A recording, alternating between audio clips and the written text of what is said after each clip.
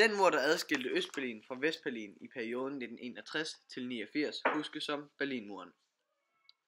Opførelsen af den 48,1 km lange mur blev påbegyndt den 13. august 1961.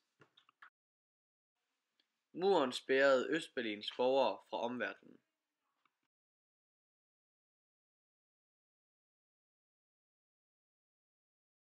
Den her lille pige kaldte Anne og hendes mormor og morfar boede i Berlin. Da det blev besluttet, at muren skulle opføres, blev familien splittet. Anne kom til at bo i Østberlin med hendes mor og far, mens mormor og morfar fik bolig i Vesten.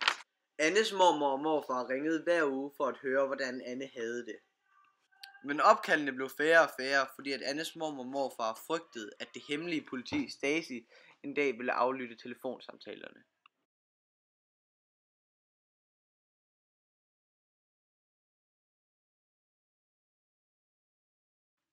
Annes mor og far søgte om tilladelse til at besøge Annes mormor og morfar i Vestberlin, men tilladelsen blev ikke godkendt.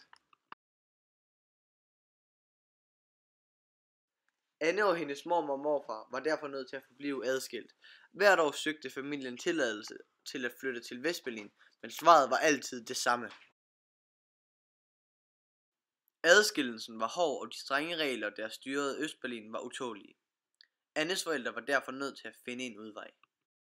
Med hjælp fra et par af Annes fars venner fik de i 1979 gravet en tunnel under muren og flygtede til Vestberlin i nattens mulm og mørke.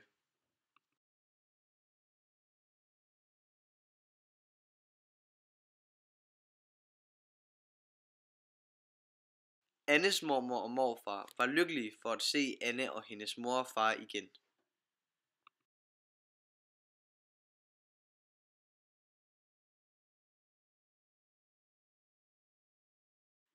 Ti år efter deres genforening faldt muren, og Tyskland blev igen en samlet nation.